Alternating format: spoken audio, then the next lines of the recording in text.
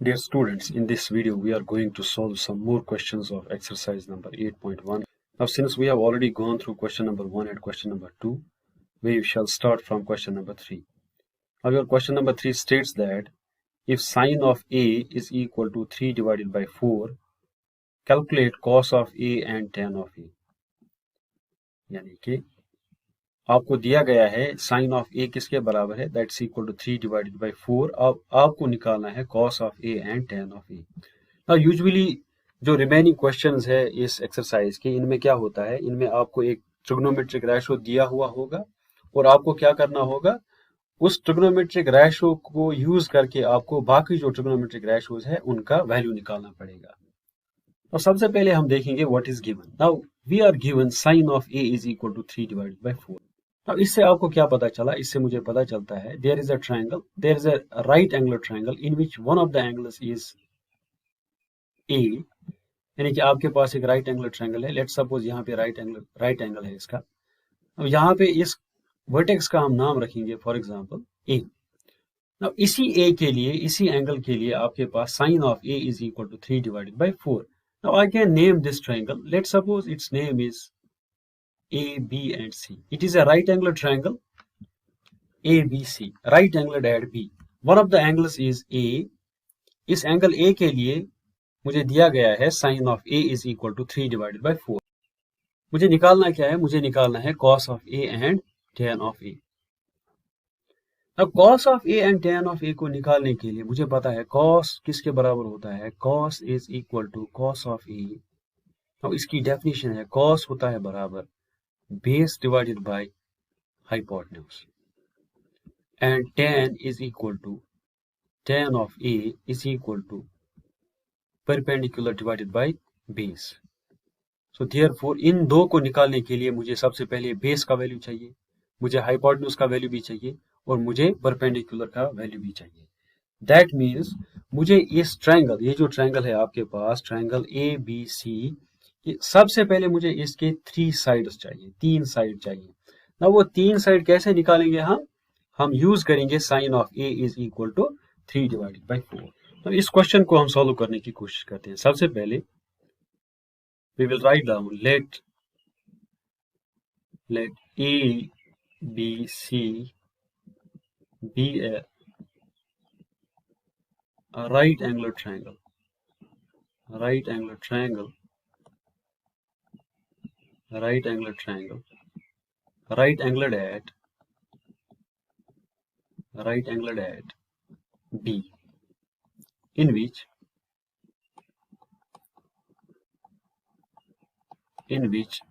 we have given sine of A is equal to 3 divided by 4. Sine of A is equal to 3 divided by 4. अब सबसे पहले मुझे क्या चाहिए, मुझे इस ट्रायंगल के तीनों साइड्स चाहिए, बिकॉज मुझे निकालना है cos of A and tan of A. अब साइन ऑफ ए की हम डेफिनेशन इस्तेमाल करेंगे. Sine of A is equal to, sine होता है बराबर परपेंडिकुलर डिवाइडेड बाय हाइपोटेन्यूज. अब perpendicular divided by hypotenuse is equal to 3 divided by 4. Now since angle here is A, पहले हम आइडेंटिफाई करेंगे साइड्स को.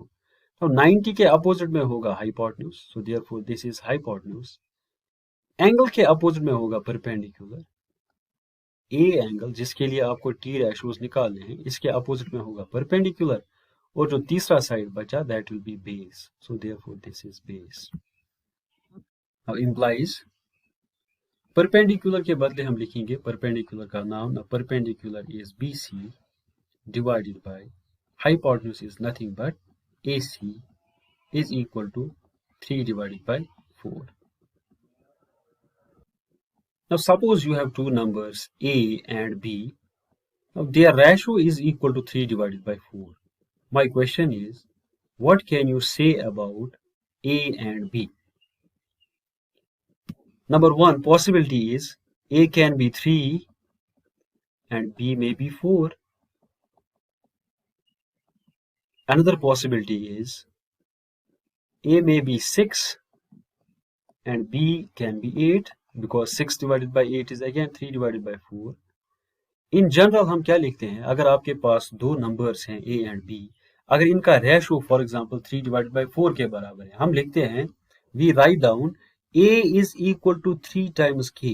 A will be a multiple of 3 and b will be equal to and b will be equal to 4 times k, such that when you divide a and b, if you divide here a and b, a divided by b is equal to 3k divided by 4k, k and k goes, बचा क्या आपके पास 3 divided by 4.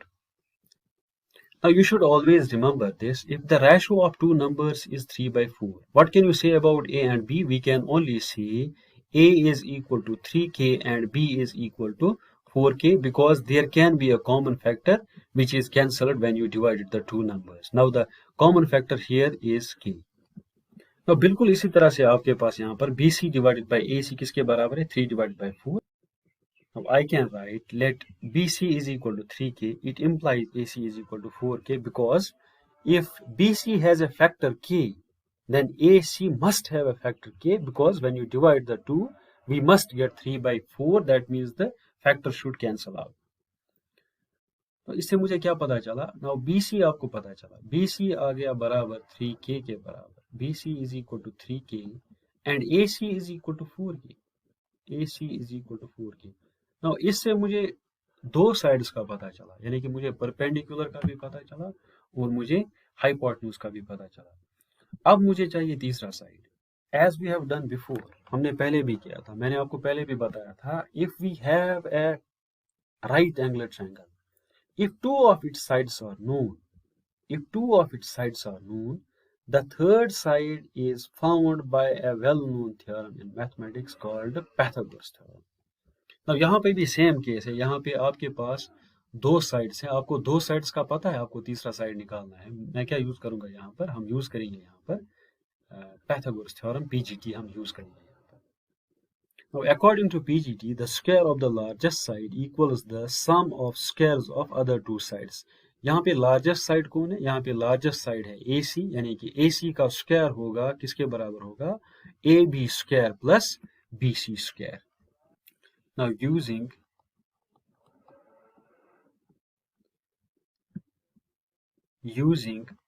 PGT in triangle ABC, we get, so what do we get? We get the square of the largest side. That means AC square is equal to the sum of squares of other two sides. So I will write AB square plus the third side BC its square. Now implies plug in the values. आपको जिसका भी value पता है उसका हम यहाँ पे value substitute करेंगे. नाउ AC का मुझे पता है, AC is equal to 4k, so therefore this is nothing but 4k का whole square is equal to AB, मुझे पता नहीं है, AB मुझे चाहिए, AB स्क्वायर प्लस BC मुझे पता है, BC is equal to 3k, so therefore this is nothing but 3k का होल स्क्वायर.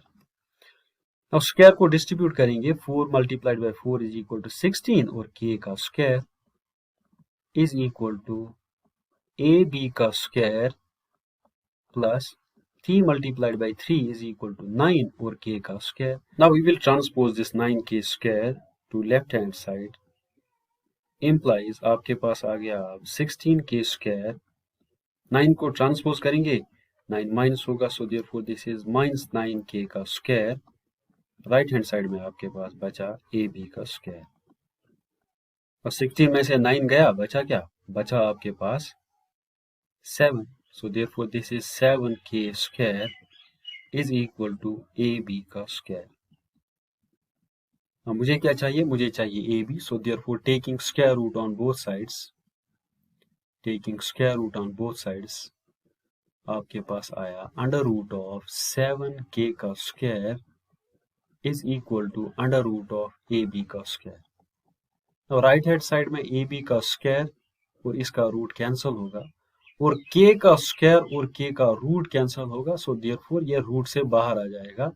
बचा आपके पास अंडर रूट ऑफ 7 और K रूट से बाहर. राइट हैंड साइड में आपके पास बचा AB, so therefore your AB is equal to under root of 7k. यही आपको निकालना था। So therefore your base is equal to under root of 7k। अब मुझे तीनों साइड्स का पता चला, यानी कि मेरे पास अब मुझे बेस का भी पता है, अब मुझे परपेंडिकुलर का भी पता है, अब मुझे हाइपोटेन्यूज का भी पता है। So therefore I can find any of the t ratios. अब मुझे निकालना क्या है, मुझे निकालना है cos of a and tan of a. Therefore your cos of a is equal to cos of a, cos होता है बराबर base divided by hypotenuse. So base divided by hypotenuse. Now base यहाँ पर है AB divided by hypotenuse है AC. Plug in the values under root of 7k और divide करेंगे इसको by AC. Now AC is equal to 4k.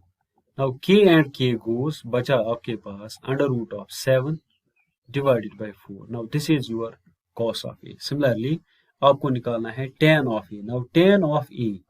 Now tan is equal to perpendicular divided by base. Perpendicular divided by base. Now perpendicular यहाँ पर आपके पास है BC divided by base आपके पास है AB. Plug in the values. BC is equal to 3k. AB is equal to under root of 7k. Under root of 7k. K goes with k. बचा आपके पास 3 divided by under root of 7. Now this completes your question number 3. Now let's move to question number 4. Now question number 4 states that given 15 times cot of a, 15 times cot of a is equal to 8. Find sin of a and sec of a. As before, it is exactly like question number 3. Question number 3 में भी आपके पास एक trigonometric ratio था, आपको और trigonometric ratios जो cos of a and tan of a उनको निकालना था। तो यहाँ पे भी आपके पास है, आपको एक trigonometric ratio दिया गया है, cot of a आपके पास है, आपको निकालना है sin of a and sec of a. Since this is exactly like that of question number 3, so therefore I will only give a hint for this question. Now hint is this. Hint. Now what is given? Given is 15 times cot of a is equal to 8. Now the very first step here is that I transpose this 15 to right hand side. So cot of a आपके पास आएगा, since 15 यहाँ पर multiply था left hand side में, right hand side में transpose करने के बाद ये divide होगा. So cot of a आपके पास आएगा 8 divided by 15. Now जिस तरह हमने क्वेश्चन नंबर 3 में साइन ऑफ ए की डेफिनेशन अप्लाई की थी, यहाँ पर हम कॉट ऑफ ए की डेफिनेशन अप्लाई करेंगे. Now cos of A is equal to base divided by hypotenuse. Again यहाँ पर आपके पास एक राइट एंगल ट्रायंगल होगी, उसमें एक एक्यूट एंगल होगा, एक एंगल होगा ए के बराबर, राइट एंगल ट्रायंगल होगी. कॉट ऑफ ए आपको दिया गया है. नाउ कॉट ऑफ ए की डेफिनेशन अप्लाई करेंगे. कॉट ऑफ ए होता है बेस डिवाइडेड बाय परपेंडिकुलर, उससे आपको बेस का भी पता चलेगा, परपेंडिकुलर का पता चलेगा. नाउ हाइपोटेन्यूज को निकालने के लिए आपको फिर से पीजीटी का इस्तेमाल करना पड़ेगा. This is your hint. Now coming to question number 5, this is again a similar question.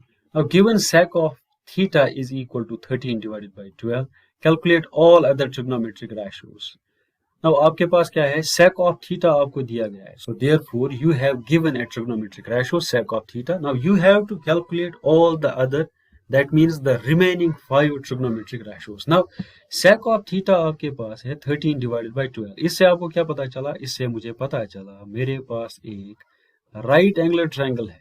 Right angular triangle है, फॉर एग्जांपल यहाँ पर इसका राइट एंगल है, राइट एंगल ट्रायंगल है, इसमें एक एंगल का नाम है theta. Now theta here is A notation for angle, theta दिया गया है. नाउ सेक ऑफ थीटा आपके पास है 13 डिवाइडेड बाय 12. सबसे पहले हम इस ट्रायंगल का नाम लिखेंगे A B C right angle at B. Now sec आपके पास है, सेक से आपको दो साइड्स का पता चलेगा, जो तीसरा साइड है उसको हम निकालेंगे बाय मींस ऑफ पीजीटी, और पीजीटी से मुझे तीसरा साइड पता चला, तो बाकी टी रेशियोज निकालना तो फिर सिंपल ही है. Now solution of this question, let ABC be a right angled triangle, right angled at B, in which angle A is equal to theta and sec of theta is equal to 13 divided by 12. As before हम sec की definition apply करेंगे. Now sec of theta is equal to, sec होता है reciprocal of cos, since cos is equal to base divided by hypotenuse, so therefore this is equal to hypotenuse divided by base. Now hypotenuse divided by base is equal to 13 divided by 12. Now आपके पास angle यहाँ पर theta है, so therefore we will first identify the sides. Now 90 के opposite में होगा hypotenuse, so therefore AC is equal to hypotenuse. और theta के opposite में जिस एंगल के लिए आपको T ratios निकालने हैं उसके अपोजिट में होता है परपेंडिकुलर, बाकी जो बचा third side that's equal to base. Now implies हम यूज करेंगे value. Now hypotenuse is equal to AC divided by base is equal to AB is equal to 13 divided by 12. As before हम लिखेंगे, we will write let AC is equal to 13 multiplied by K. What does it imply? It implies AB is equal to 12K. AB has to have a factor K because जब आपको divide करना है AC divided by AB, K और K cancel होना चाहिए. अब मुझे दो सेट्स का पता चला. Your AC is equal to 13K and AB is equal to 12K. मुझे करना क्या है, मुझे चाहिए तीसरा साइड, और तीसरे साइड को निकालने के लिए मुझे क्या करना है, I will use PGT. So therefore using PGT in triangle ABC we get. So what do we get? The square of the largest side. Since largest side is AC, so AC square is equal to the sum of squares of other two sides, यानी कि AB का square plus BC का square. Now implies, now what is AC? AC is equal to 13K, so therefore this is 13K का square is equal to AB. Now AB आपके पास है 12K, so therefore this is 12K का square plus BC का square. मुझे BC का value चाहिए असल में. Now 13 square is equal to 169 and K square, because we distributed the square, is equal to 12 square which is equal to 144 and K square again plus BC square. Now we will transpose this 144 to left hand side. Now this is 169 K square. 144 को transpose करने के बाद क्या होगा, minus होगा. So this is 144 K square minus times. Now this is equal to, बचा आपके पास राइट हैंड साइड में BC का square. Now what is 169 minus 144? It is equal to 25 K square and now this is equal to B square. अब मुझे चाहिए क्या, मुझे चाहिए BC का वैल्यू. अब taking square root on both sides आपका यहाँ पे आएगा 25 K square is equal to BC का स्क्वायर. अब यहाँ पर अंडर रूट ऑफ BC का स्क्वायर. अब स्क्वायर और रूट कैंसिल होगा और K का स्क्वायर और K का रूट कैंसिल होगा. K रूट से बाहर बचा क्या आपके पास, under root of 25. K root से बाहर आ गया, सो K is equal to BC. Now under root of 25 is equal to 5 because 5 square is equal to 25. So this is 5K is equal to BC. So therefore finally BC is equal to 5K. Now you have a right angle triangle ABC in which you know the value of AB, you know the value of BC and you know the value of AC. अब निकालना क्या है, निकालना है आपको remaining T ratio. सेक आपको दिया गया था, सो देयरफॉर सबसे पहले हम निकालेंगे साइन ऑफ थीटा. और साइन ऑफ थीटा किसके बराबर होगा, sine of theta is equal to perpendicular divided by hypotenuse. अब परपेंडिकुलर आपके पास यहाँ पर है, perpendicular is equal to BC divided by hypotenuse आपके पास है AC. Now use the value. BC is equal to 5K divided by hypotenuse is equal to 13K. Now K goes with K, therefore sine of theta is equal to 5 divided by 13. Similarly, cos of theta is equal to base divided by hypotenuse. So base divided by hypotenuse. Now directly use the value. Base is equal to 12K divided by hypotenuse is equal to 13K. K goes with K. Now this is equal to 12 divided by 13. Similarly, tan of theta. Now tan of theta is equal to perpendicular divided by hypotenuse. Sorry, perpendicular divided by base. Now this is equal to, what is perpendicular? Perpendicular is equal to 5K divided by base is equal to 12K. K goes with K. बचा आपके पास 5 divided by 12. अब इसके बाद sine का reciprocal, that's equal to cosec of theta. Now cosec of theta, since sin of theta is equal to 5 divided by 13, this will be 13 divided by 5. Directly use the value. Or you can else find it by the definition. Because cosec of theta is equal to hypotenuse divided by perpendicular, this will be AC divided by BC, which is equal to 13K divided by 5K, and which is finally equal to 13 divided by 5. And finally we have cot of theta. Because sec is given, so finally we have cot of theta. Cot of theta is nothing but reciprocal of tan. Since tan is equal to 5 divided by 12, this will be equal to 12 divided by 5. And this completes the solution of your exercise. Thank you.